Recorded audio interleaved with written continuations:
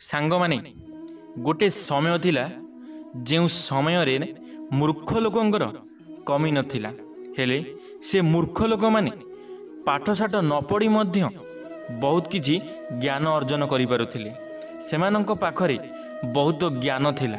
सेमाने लोकमानंकु केमिति व्यवहार करिवा कथा से कथा सेमानंकु जणा थिला। हेले आजिका समय रे लोकमाने पाठशाठ पढ़ी लोकमाने सबु किछि जानी मध्य लोकंकु सम्मान दवा शिखि पारि नाहांती। लोकमानंकु सम्मान देई पारु नाहांती। हेले आपण मानंकु मु आज गोटे एमिति कथा कहिबाकु जाउछि जहा सुनिला परे ना आपण माने आश्चर्य होई जिवे। हाँ सांग माने कथाटी सही बळी किछि।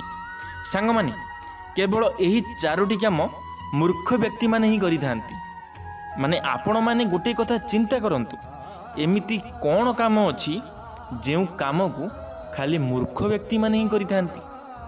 से मूर्ख व्यक्ति माने कौन काम करिथांती जानिबा आजिर एई वीडियो माध्यम रे से चारोटी कार्य कौन जाहाकू मूर्ख व्यक्ति माने करिथांती। सांग माने मु विश्वजीत आपण मानकु स्वागत करूची मोर एक नुआ वीडियो रे। सांग माने जदि वीडियोटी आपण मानकु भलो लागिवो लाइक टे निश्चित भाव करिवे।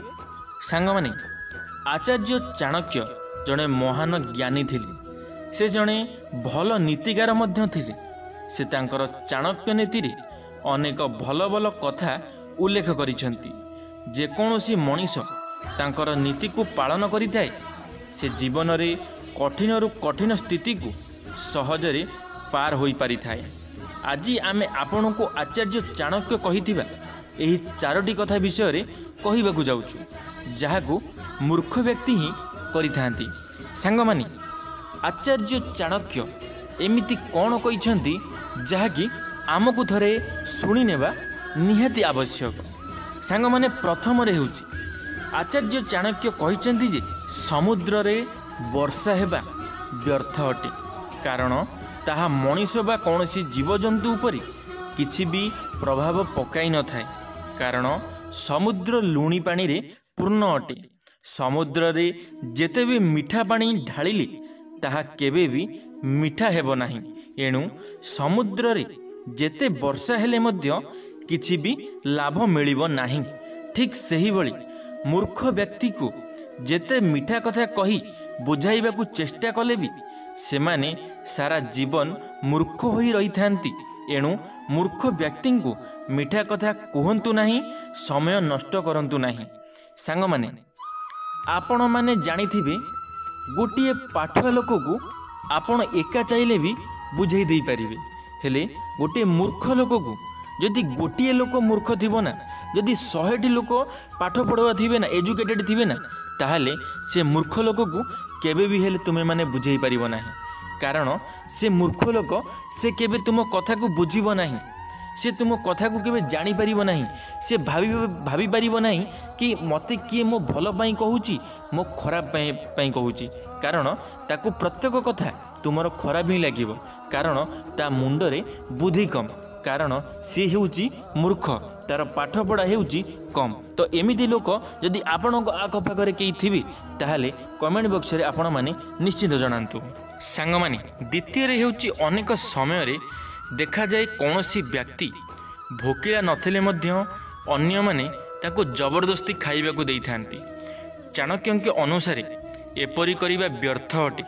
कौनसी तृप्त व्यक्ति को भोजन देवा बदल रे कौनसी गरीब बा भोकिला व्यक्ति को भोजन कराइबा आवश्यक। एहा द्वारा पुण्य लाभ होइथाय। एणु जहार पेट पूर्ण थिबो ताको केबे भी बाध्य करी खाइबाकू देबा अनुचित। सांग माने आमे सबु बेले ना जी सबु किछि खाई सारिछि जी जहा पेट भरा अछि सही लोक को ही आमे सबु बेले पई पचारि थाउ जे तुमे खाइछ तुमे जदि न खाइछ दिटा खाई दियो। हेले सतरे जे काम करू थाए सतरे जे खाई न थाए सतरे जे उपास थाए ताकू आमे केबे भी हेले पचारु नाही कि से खाइछि कि न खाइछि से उपास अछि कि तार कोन हेइछि कि तार कोन न हेइछि आमे तो किछि भी पचारु नाही कारण सेठी धनी गरीबर कथा उठे सेठी मूर्ख पाठुआर कथा उठे। सेति पई लोक माने ताको निजर मानविकता को भूली जाई थांती। सेति पई लोक माने पचारि न थांती। सांग माने तृतीय रे होउछि किछि लोक मन रे ଅଧିକ କଠୋର ହୋଇଥାନ୍ତି। କିଛି ଲୋକ ଏମିତି ବି ଅଛନ୍ତି ଯେଉଁମାନେ ଆବଶ୍ୟକ ଥିବା ଲୋକଙ୍କୁ ଦାନ ନ କରି ନିଜର ମାନ ସମ୍ମାନ ଓ ମିଛ ପ୍ରତିଷ୍ଠା ବଢ଼ାଇବାକୁ ଧନୀ ବ୍ୟକ୍ତିଙ୍କୁ ଦାନ କରନ୍ତି। କିଛି ଲୋକ ଗରିବ ଲୋକଙ୍କ ଘରକୁ ଯିବା ବେଳେ କିଛି ଉପହାର ନିଅନ୍ତି ନାହିଁ, ହେଲେ ଧନୀ ବ୍ୟକ୍ତିଙ୍କ ପାଖକୁ ଯିବା ପରେ ଦାମୀ ଉପହାର ନେଇଥାନ୍ତି। ଚାଣକ୍ୟଙ୍କ ମତରେ ଯଦି ଦାନ କରିବାର ଅଛି ତାକୁ ହିଁ ଦାନ କରନ୍ତୁ, ଯାହାର ଦାନର ଆବଶ୍ୟକତା ଅଛି। ଧନୀ ବ୍ୟକ୍ତିକୁ ଦାନ କରିଲେ ଦାନ ବ୍ୟର୍ଥ ଯାଇଥାଏ। ସାଙ୍ଗମାନେ, ଆମେ ସବୁବେଳେ ପାଇଁ ଧନୀ ଲୋକକୁ ଦେବାକୁ ଭଲ ଲାଗିଥାଏ। ଆମକୁ ଗୋଟେ ଗରିବ ଲୋକ ଯିଏ ଭିକ ମାଗି ଚଳୁଛି, ଯାହାର ହାତ ଗୋଡ଼ ନାହିଁ, ଯାହାର ହାତ ଗୋଡ଼ କଟିଯାଇଛି କି କୌଣସି ଗୋଟେ ଅସୁବିଧାରେ ସିଏ ଅଛି, ସେ ଖାଇବାକୁ ପାଉନି, ସେ ଲୋକକୁ ଆମେ କେବେ ବି ହେଲେ ସାହାଯ୍ୟ ସହଯୋଗ କରିନଥାଉ। ଆମେ ସବୁବେଳେ ପାଇଁ ଆମ ନଜରରେ ଥାଏ ଗୋଟେ ଧନୀ ଲୋକକୁ ଆମେ ସାହାଯ୍ୟ କଲି ସେ ଧନୀ ଲୋକ ଆଗରେ ଆମେ ଭଲ ହୋଇଯିବା ସବୁବେଳେ ପାଇଁ।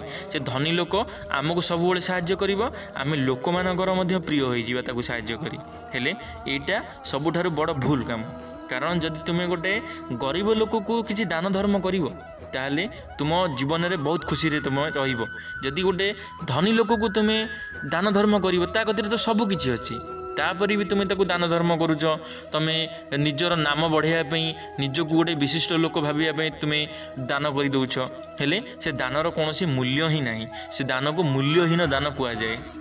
ସାଙ୍ଗମାନେ, ଚତୁର୍ଥରେ ହେଉଛି ଆଚାର୍ଯ୍ୟ ଚାଣକ୍ୟ କହିଛନ୍ତି, ଦିନରେ ଯିଏ ଦୀପ ଜଳାଇ ଥାଏ ତାକୁ ମୂର୍ଖ କୁହାଯାଏ। ଆଜିକାଲି ଦୀପ ଯଦିଓ ଜଳାଉ ନାହାନ୍ତି, କିନ୍ତୁ ଦିନରେ ଘରେ ଲାଇଟ୍ ଜଳାଉଛନ୍ତି।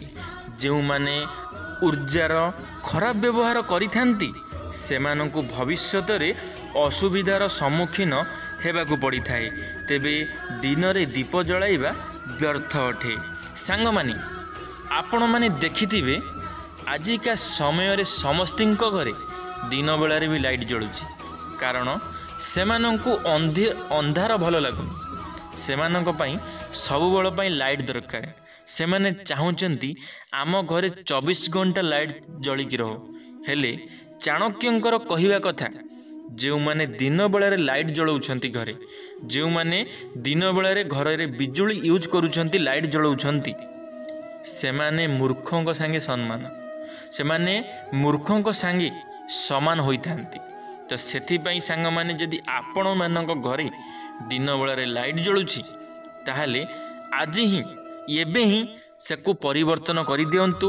କୌଣସି ଆବଶ୍ୟକ ନାହିଁ ଏମିତି ଘର ବନାନ୍ତୁ ଯେମିତିକି ସୂର୍ଯ୍ୟର କିରଣ ତୁମ ଘର ଭିତରେ ରହିବା ଦରକାର, ତୁମ ଘରେ ପଡ଼ିବା ଦରକାର। କାରଣ ଯେଉଁ ଘର ଭିତରେ ସୂର୍ଯ୍ୟ କିରଣ ପଡ଼ିଥାଏ ନା, ସେ ଘର ବହୁତ ଭଲରେ ଚାଲିଥାଏ, ସେଠିକାର ଲୋକମାନେ ସବୁବେଳେ ପାଇଁ ଖୁସିରେ ରହିଥାନ୍ତି। ଧନ୍ୟବାଦ ସାଙ୍ଗମାନେ, ଆଶା କରିବି ମୋର ଏ ଭିଡ଼ିଓଟି ଆପଣମାନଙ୍କୁ ନିଶ୍ଚିନ୍ତ ଭାବରେ ଭଲ ଲାଗିଥିବ। ଏ ଭିଡ଼ିଓରୁ ଆପଣଙ୍କୁ କିଛି ନା କିଛି ନିଶ୍ଚିନ୍ତ ଭାବରେ ଶିଖିବାକୁ ମିଳିଥିବ। ଯଦି ମୋର ଏ ଭିଡ଼ିଓରୁ ଆପଣଙ୍କୁ କିଛି ନା କିଛି ଶିଖିବାକୁ ମିଳିଛି ତାହେଲେ ଲାଇକ୍ଟି ନିଶ୍ଚିନ୍ତ ଭାବରେ କରିବେ। କମେଣ୍ଟ ବକ୍ସରେ ଆପଣମାନଙ୍କର ମତାମତ ରଖିବେ। ଯଦି ଆପଣମାନେ ଆମ ଟକିଂ ୱାର୍ଲ୍ଡ ୟୁଟ୍ୟୁବ୍ ଚ୍ୟାନେଲରେ ପ୍ରଥମ ଥର ପାଇଁ ଆମ ଟକିଂ ୱାର୍ଲ୍ଡ ୟୁଟ୍ୟୁବ୍ ଚ୍ୟାନେଲକୁ ସବସ୍କ୍ରାଇବ୍ କରି ବେଲ୍ ଆଇକନ୍କୁ ଅଲ୍ କ୍ଲିକ୍ କରିବେ। କାରଣ ଆମ ଚ୍ୟାନେଲରେ ଯେବେ କିଛି ନୂଆ ମୋଟିଭେସନାଲ୍ ଭିଡ଼ିଓ ଛଡ଼ାଯିବ ଆପଣମାନେ ସର୍ବପ୍ରଥମେ ଦେଖିପାରିବେ। ଧନ୍ୟବାଦ ସାଙ୍ଗମାନେ। ଜୟ ଜଗନ୍ନାଥ, ଜୟ ମା ଶାରଳା, ଜୟ ଶ୍ରୀକୃଷ୍ଣ।